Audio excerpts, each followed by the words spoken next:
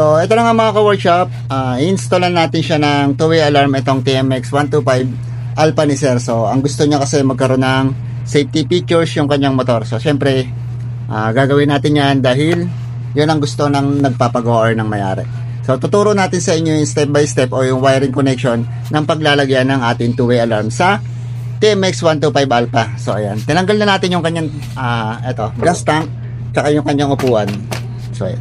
So, ang hahanapin nyo lang naman dyan mga ka-workshop ay yung kanyang yung sa kanyang shifting indicator. So, hahanapin nyo yan itong kulay white na sakit na to. Ayan. Diyan tayo kukuha ng shifting indicator. So, kaya natin kailangan yan dahil para mag-start lang yung kanyang motor once na naka-neutral lang. So, kapag naka-shift siya or naka-cambio, hindi gagana yung kanyang push start sa kanyang remote. Tapos, kailangan din natin yung kanyang connection ng CDI. So, yan. Meron rin tayong gagawin dyan. Ngayon, ito rin yung kanyang sa starter relay. So, meron rin tayong i-connect dyan. So, yan mga yan ang ating lalagyan ng connection sa papunta galing dito sa ating two-way alarm. Yan. Tapos, sa wiring, meron din tayong i-connect dito. So, ayan. So, pwede naman magpapagapang na lang ako ng wire para sa kanyang signal ng kanyang signal light, no? Sa signal light yung papagapang tayo ng wire. So, ayan. So, sa kanyang two-way alarm, may mga wire yan. So, ito. Pakita natin sa inyo. So, ang kulay ng wire niyan, so, ito. Meron yan 3, 6, 8. No, 8 na wire. So, dalawang yellow. So, ito, lalagay natin to sa left and right signal light. Itong dalawang yellow. Kahit magkabaligtad yan. Tapos, yung color red, lalagay natin sa direkta sa battery. So, positive. Tapos, itong kulay black, siya naman yung ating ground or negative. Tapos, itong kulay orange, tsaka itong kulay pink, tsaka itong kulay gray, siya naman yung kill switch. So, ilalagay natin to doon sa may CDI sa connection. Itong kulay blue, siya naman yun sa starter, no? Sa push start. So, sa relay natin ikakabit to. Papunta naman sa starter relay. Tapos, itong kulay orange, accessory wire ng ating motor. So, gagamit tayo ng mini relay. So, mini relay lang gagamitan natin mga ka-workshop para mas tipid sa space. So, yan. So, umpisahan na natin mga ka-workshop. So, ito yung mga wiring connection na nilagay natin dito, no, sa kanyang motor. Sa Honda 125 Alpha. Yung wiring connection ng two-way alarm. So, color by color code, sasabihin natin sa inyo kung saan nyo siya dapat itap. So, unahin natin yung dalawang color yellow. So, yung dalawang color yellow ng ating two-way alarm. So, ito siya. So, sa part nito, sa ilalim ng inyong upuan, meron dyan mga wire. Ito yung mga naka-cover. So, itong dalawang magkatabi na to, tuklapin nyo lang siya, parehas. So, yung dalawang yellow, ayan. Hahanapin nyo yung kulay orange, tsaka color light blue. So, ayan yung signal light ng ating motor. Or ng Honda Alpha. So, kulay orange, tsaka light blue, ayan. So, tatalupan nyo lang siya, dun nyo ilalagay yung dalawang yellow. Kahit magkabaligtad dyan, walang problema ang mga sir. So, it's either dyan sa dalawa, walang problema yan kahit magkabaligtad. So, kulay light blue, tsaka kulay orange, yan yung color yellow ng ating two-way alarm. So, sa kabilang wire naman, ito. Yan, sa kabilang wire naman, magkatabi yan. Ito yung rectifier regulator niya sa ilalim ng upuan. So, sa kabila, dyan nyo naman makikita yung inyong battery line. Yung kulay red, tsaka kulay green. So, positive, tsaka negative. So, pag binuksan nyo siya, makikita nyo dyan yung kulay red na wire. Itong red na wire, yung red na wire, doon nyo rin lalagay yung red. So, positive siya, direct siya sa battery. Tapos, itong color black naman ng ating two-way alarm, ilalagay nyo naman siya sa pure green. So, ayan. Apat na wire lang naman na makikita nyo dyan, no? Papunta sa charging system. So, ayan kulay yellow, tsaka kulay pink. So, yung kulay red, tsaka kulay green ang ilalagyan nyo dyan. So, yung kulay red, sa kulay red, tapos yung kulay black, sa kulay green. So, ayan. So, sa ilalim nyo ng upuan, mapapansin nyo yan. Para maging maayos yun, inyong wiring connection. So, sunod naman natin, yung ating kulay orange. So, ito. Yung kulay orange ng ating two-way alarm, yan, mapapansin nyo. Nagtalop tayo dito ng wire, no? Nagtalop tayo na itong cover ng wire ng ating harness. So, ayan. So, yung kulay orange na yan, ito, yung kulay orange na yan, hinanap natin dyan yung connection nito. Itong kulay light gray, yung gray tsaka color black, papunta yan sa ating flasher relay. Ito yan, nandito yung flasher relay. Para hindi nyo nadukutin siya doon, talupan nyo na lang yung wire dito. or tanggalin nyo yung cover ng mga wire ng harness, makikita nyo dyan yung color black. So, yung color black na yan yung ating accessory wire ng Honda. So, dyan yung itatap yung kulay orange ng ating two-way alarm. Yan yung kulay orange. Nakatap siya dito sa pure black. No, katabi niya ang kulay gray. So, para hindi kayo malito. Kulay gray at kulay black, sila yung magkasama. So, dyan yung lalagay yung orange ng ating two-way alarm. Tapos, sunod naman natin itong ating kulay pink tsaka kulay gray ng ating two-way alarm. Pink tsaka gray ng ating two-way alarm. So, additional nyo yan ng wire. So, nandito yan. Additional ng wire. So, ito siya. So, yan. Tatanggalin nyo yung inyong CDI ito. Yung CDI kasi ng Honda TMX Alpha 125 ay AC drive. So, meron siyang kill switch. So, aalisin nyo to. Ito.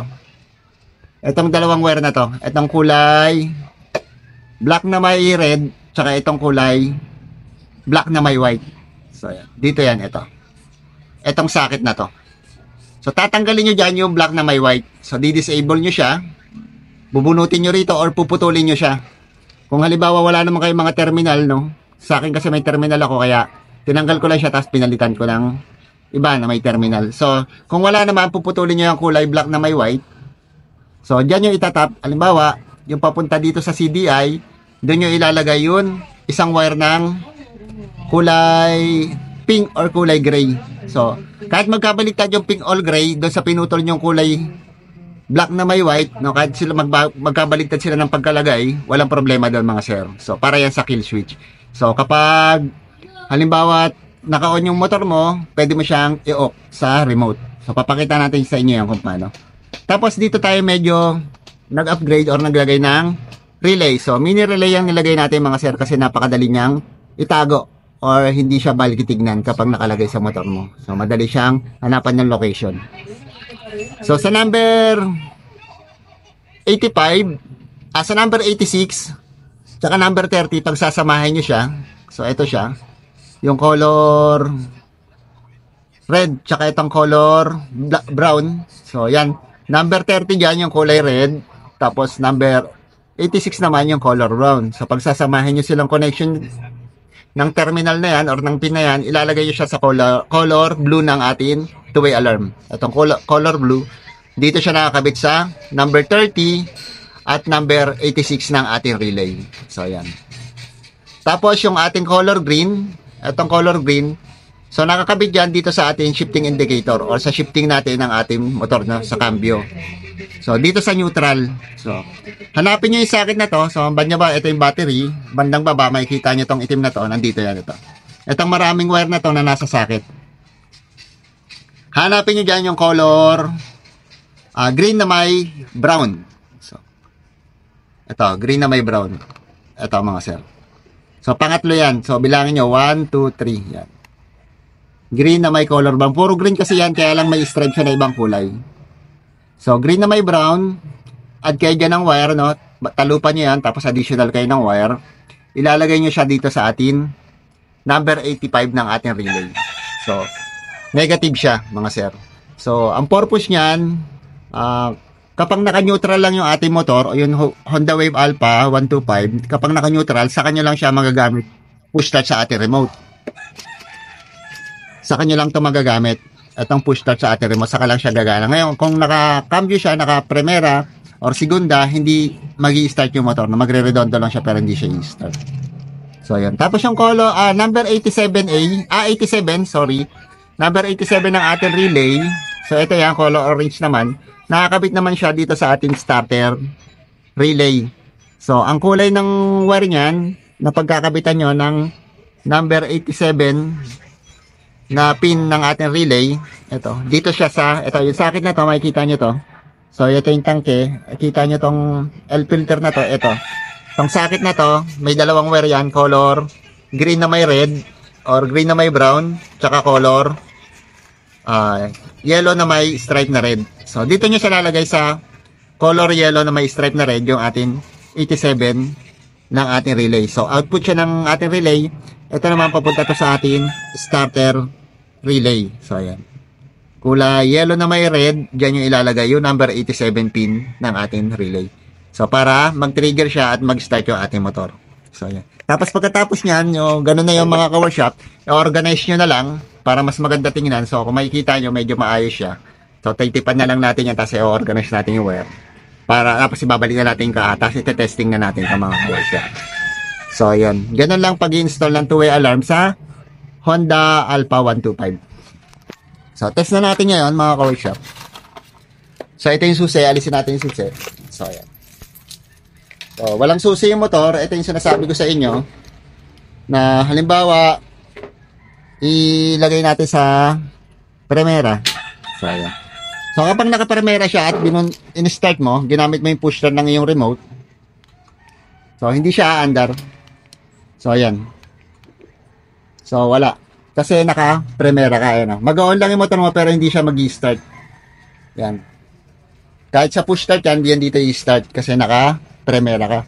Ngayon, kailangan mo siyang ibalik sa neutral. So, balik natin sa neutral. So, ayan. Naka-neutral na siya. Pwede mo na ngayon gamitin yung iyong yung iyong remote. So, sa push start, ito yun. 1, 2. So, ayan. Aandar na yung iyong motor. So, ayan.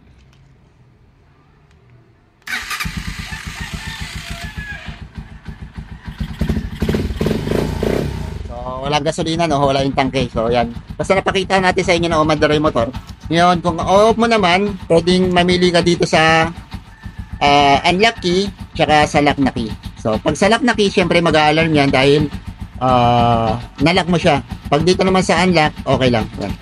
Ma-off siya. So, yan. Kill switch, ma-off mo siya. So, yun ang function yan. Kaya mas maganda to kasi yun nga, kapag naka-neutral lang siya gagana. So, hindi magkakaroon ng problema yung makina ng motor mo or yung starter ng motor mo. So, ayan. Kaya yun ang kahalagaan ng may relay kapag naglalagay ng two-way alarm, mga ka-workshop. So, ayun. Organize ko lang, tapos balik na natin, i-testing natin ng maayos. So, ito yung sa sir, yung pagawa. Example niya, no? Ayan, nakabit na natin yung bomb pairings. So, parking locator. So, ayan. Pag hahanapin nyo sa parking, yan. Yung bell, ito yung bell sign. Ito yung bell sign. Tapos, kapag lock, yun. Para, pag pinark natin, hindi siya manakaw o mag-alarm siya once na may gumagalaw. So, unang touch. Pangalawa. Alarm na siya. So, this alarm. Push start. Ito nasa baba push start. Dalawang pindot. 1,001, 1,002. Pwede na rin mag-trip pa, uwihan pag nasa pagkina. So, yung mga sir, two-way alarm installation sa kanyang Honda TMX 125 Alpha. Sa mga gusto magpa-install, so dayo lang sa shop mga ka-workshop.